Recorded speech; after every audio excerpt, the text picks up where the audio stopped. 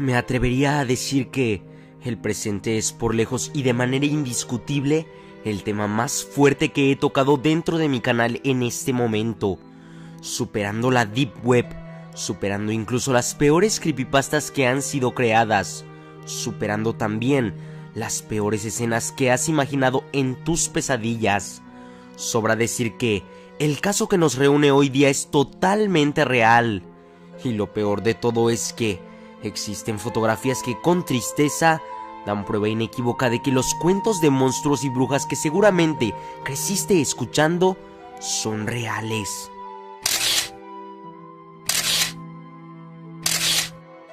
Si tú, que estás viendo este video, eres aún pequeño, déjame darte un consejo. No siempre los monstruos y brujas se presentan con un aspecto desagradable o un sombrero alargado. En ocasiones, la cara del mal puede estar simplemente disfrazada con una agradable sonrisa.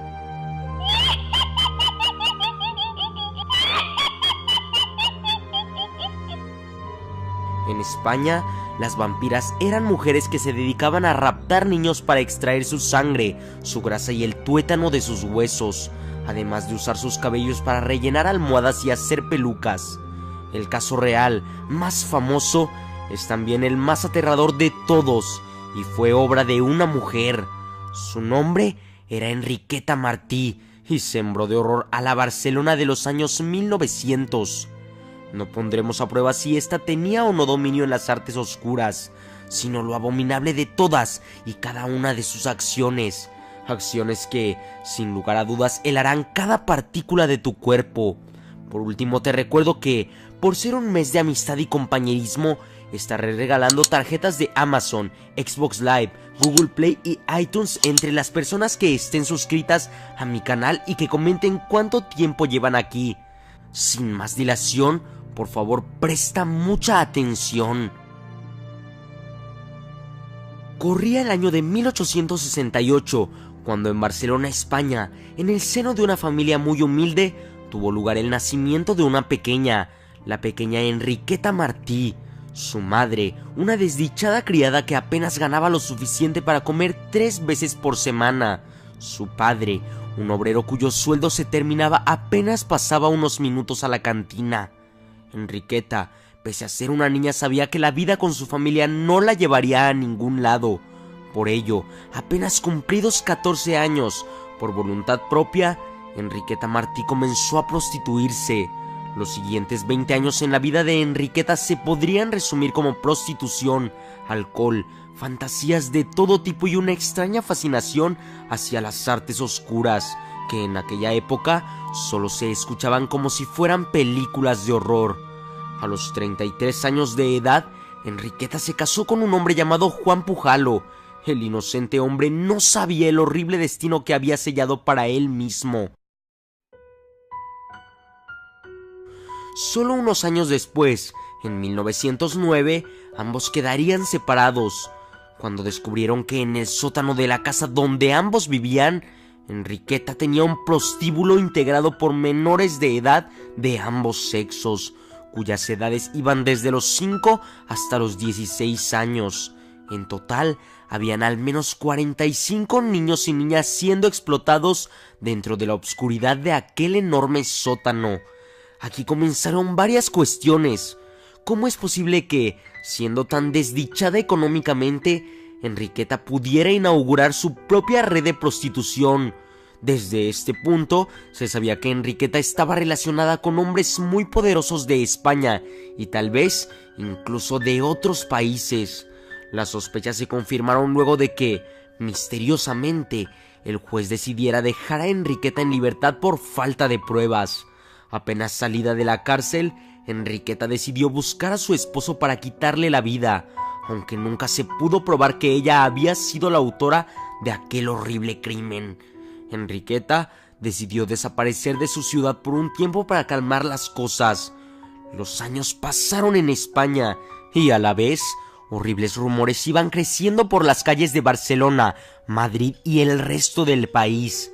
Misteriosamente, un par de niños habían desaparecido como si la tierra se los hubiera tragado. Luego, el número se convirtió en decenas y posteriormente Eran ya cientos los niños que estaban registrados como desaparecidos en el país. Las autoridades de la época hicieron todo lo posible por ocultar lo que estaba sucediendo para evitar un pánico nacional. Sin embargo, llegó un punto en el que nada de lo que dijeran los políticos o medios de comunicación podían engañar a la población, en especial cuando el 10 de febrero de 1912 desapareció en Barcelona una niña de 5 años llamada Teresita Guittard. Este caso llamó la atención en particular ya que la familia de la pequeña Teresita era de las más importantes y ricas de toda España. Ya era casi de noche cuando Ana, la madre de Teresita, se había detenido en la puerta de su domicilio a charlar con una vecina y le soltó la mano a su hija pensando que ésta subiría sola hasta el piso, pero no fue así. Cuando el marido vio llegar a su esposa sin Teresita, preguntó extrañado por su hija. La buena madre lanzó un grito y bajó corriendo a la calle, pero ya era demasiado tarde. No había rastro alguno de la niña. Lo que había ocurrido era que Teresita, en lugar de subir a su casa, se alejó un poco y de repente sintió que una mano desconocida tomaba la suya y que una mujer extraña le decía con un acento mimoso: «Ven, bonita, ven que aquí tengo dulces para ti». La pequeña se dejó llevar por aquella amable anciana que, bajo sus andrajosas ropas, escondía un oscuro pasado. Su nombre era Enriqueta Martí. Muchos creían que la mujer había muerto hace tiempo. Sin embargo, Enriqueta había vivido ocupada, muy concentrada en lo que ella llamaría el proyecto de su vida. Tal vez haber secuestrado a una niña tan importante como Teresita fue el único error en la carrera criminal de Enriqueta, ya que por toda España y algunos países vecinos se colocaron fotografías de la niña ofreciendo recompensa por aquel que pudiera dar información sobre ella. Por suerte, gracias a esto, una vecina de Enriqueta descubrió el paradero de la niña desaparecida. La vecina era Claudina Elías, quien un buen día se fijó cómo a través de los sucios cristales de la ventana de la casa vecina la estaba observando una pequeña niña calva. Le pareció que su expresión era desgarradora, y lo más extraño es que ella sabía que en aquella casa vecina solamente vivía una mujer con un niño y una niña, pero el rostro de aquella pequeña de cabeza rapada no le resultaba nada familiar.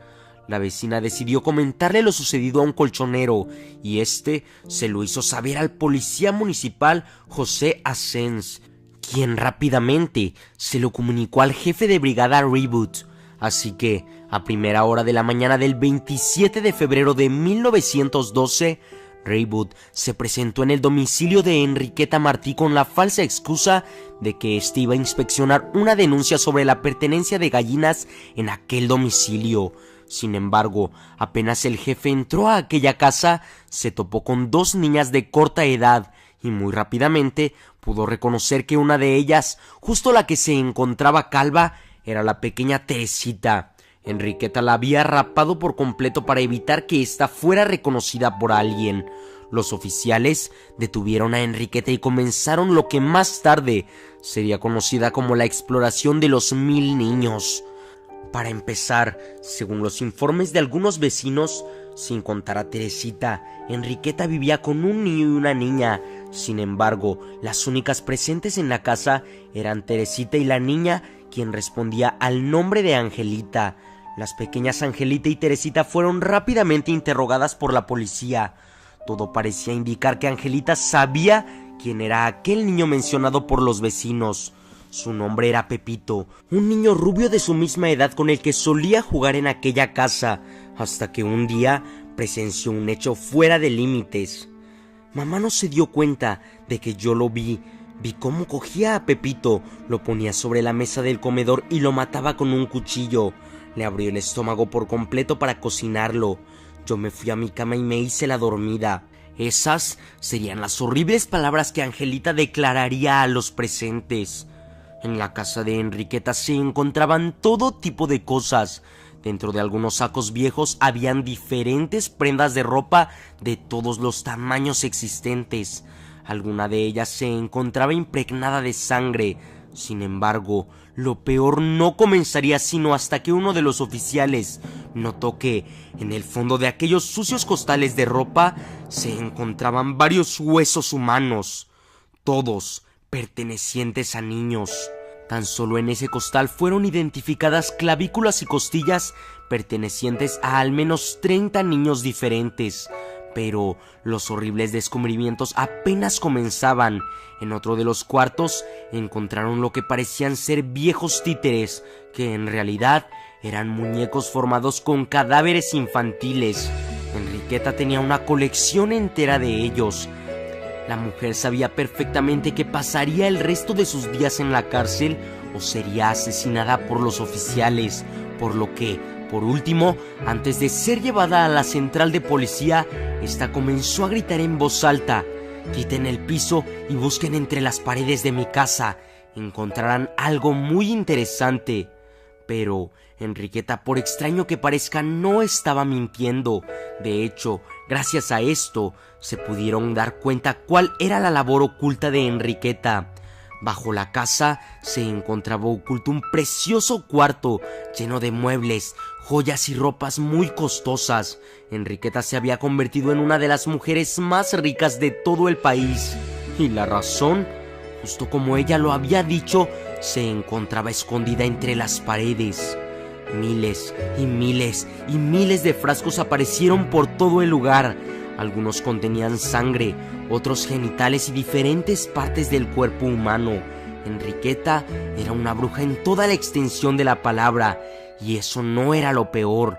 Cada frasco tenía consigo un precio sumamente alto que una persona ordinaria jamás podría pagar. Las intenciones de Enriqueta al revelar sus secretos era también revelar los nombres de todos sus enfermos clientes, aquellos dispuestos a pagar los precios de Enriqueta por todo tipo de perversiones infantiles.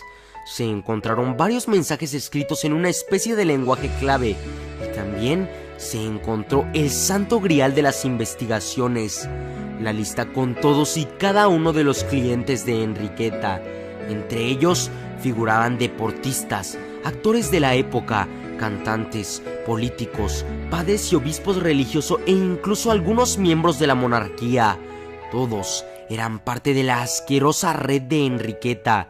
Además, se encontraron direcciones de otros edificios que Enriqueta ocupaba para almacenar sus víctimas. Entre ellos se encontraba una iglesia local de la cual fueron recuperados al menos 25 cuerpos más. Entre las paredes de un callejón viejo se encontraban varias manos y cabezas, algunas aún con piel, y en más de 10 puntos de España fueron identificados más cuerpos. Ni siquiera la propia Enriqueta sabía con exactitud cuántos niños había asesinado, ya que ésta dijo haber perdido la cuenta a los 200. Sin embargo, no se pudo hacer mucha justicia a nombre de aquellos niños. Como te dije antes, la lista de hombres poderosos enredados con Enriqueta era increíblemente grande, así que, tan solo unas semanas desde la detención, alguien se las ingenió para hacer que ésta fuera asesinada en la cárcel, comiendo veneno y siendo golpeada por sus compañeras. Gracias a la muerte de Enriqueta, ésta nunca tuvo un juicio, por lo que ninguno de los nombres de su lista tuvieron algún problema. En los diarios y cuentos de la época se dio a conocer la historia de Enriqueta, incluso haciendo representaciones teatrales y tiras cómicas del caso, ya que se decía que Enriqueta era solo la punta de lo oculto, y se les decía a los niños que aquellos quienes buscaban cuerpos infantiles y todo tipo de cosas horribles seguían estando entre las calles. Enriqueta Martí, aún a la fecha, es considerada la mujer más letal de la historia. Aquella mujer que portaba un collar de huesos infantiles y vestía ropa interior con seda de oro, sin duda, seguirá siendo un tema del que se seguirá hablando durante varios tiempo más. Así que, cuéntame tu opinión respecto a este tema. ¿Conocías la horrible historia de Enriqueta Martí? Por favor, dime tu opinión en la caja de comentarios. Si el video te gustó, me alegraría que te atrevieras a darle pulgar arriba y también que te suscribieras a mi canal, pues con tu suscripción Me ayudas bastante a seguir haciendo material de este tipo para ti. Muchas gracias por ver este video y si te suscribiste a mi canal, no dudes que me estarás escuchando. Hasta la próxima.